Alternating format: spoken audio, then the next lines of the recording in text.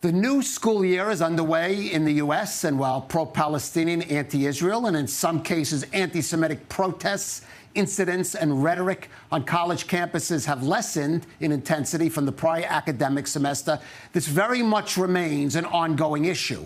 Now, we, for example, earlier mentioned the ongoing situation at Columbia University, which last week banned Shai Davidai from campus. Other schools, such as Harvard, have reported a sharp drop in fundraising due to their handling of the problem, as well as a decline in enrollment. But there is one school whose handling of the situation has been entirely different, and that's New York's Yeshiva University, which bills itself as the world's flagship Jewish university.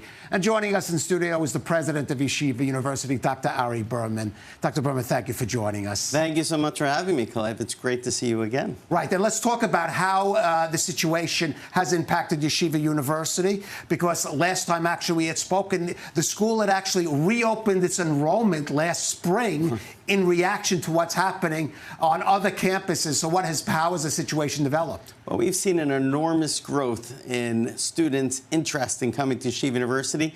We have the largest amount of applications in our history. We have right now the largest amount of students on our campus in a generation. We're seeing that from the Jewish students all across undergraduate and even our diverse students in the graduate schools.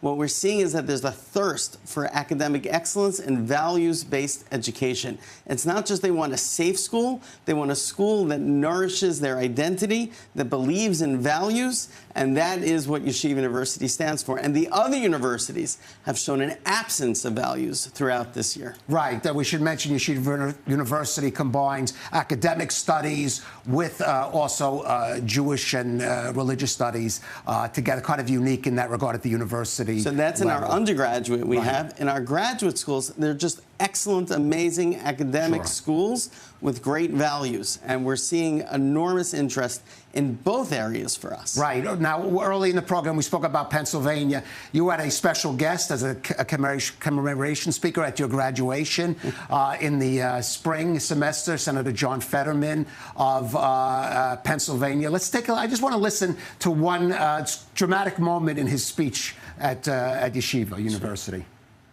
25 years ago, and I was graduating from Harvard University. But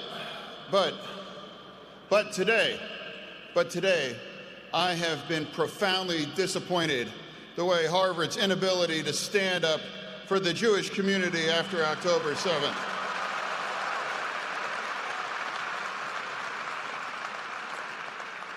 And for me personally, I do not fundamentally believe that it's right for me to wear this today.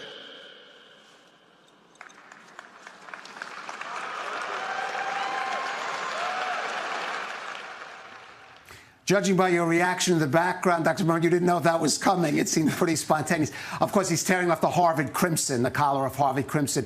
Well, let's talk about that. But the bigger message here, what is happening at the other universities outside of YU and the implications of that? Absolutely. And that was a total surprise. We did not know that was going to happen. But it highlights the place of Yeshiva University vis-a-vis the other universities is that we have John Fetterman speaking at graduation, meaning part of our role as the academic embassy of the state of Israel in the United States is to support the allies of Israel. And John Fetterman and the Senate we have no greater friend than he. And he has told me that he will never stop supporting Israel. And it was very important for us to have him as our speaker at graduation.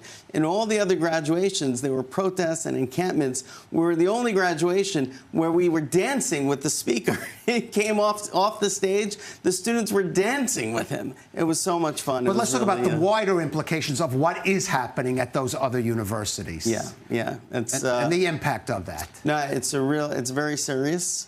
It's not just about the students, it's also about the faculty. We've seen this for us as the faculty interest in coming to Yeshiva University. We have Jewish faculty members, other faculty members who want to align themselves with the university that actually speaks to their values. And that's part of our efforts right now that we're having in Yeshiva. Last year we had a computer science professor from MIT who left MIT in the fall, Mauricio Karchmer. He was one of the most popular MIT professors. and he came to Yeshiva University in the spring. He left because of their unchecked anti-Semitism, and he came to us because of our values. And that's the shift that we're seeing. Well, clear implications for the American Jewish community. What about beyond that? Even, for example, in Israel and relations, the future of U.S.-Israel relations. Look, that's very important, and I think it's actually a story that's not yet has risen as it should to the headlines, which is the threat against Israel in the academy. It's not just about the campuses. Over this past summer, the AAUP, which is the largest organization of professors in the United States, voted to allow divestment. And what they're signaling is the potential for academic boycotts against Israel. And whether it's officially or unofficially, Israel's advantage, its edge, is its innovation, is its science, is its tech, is its research.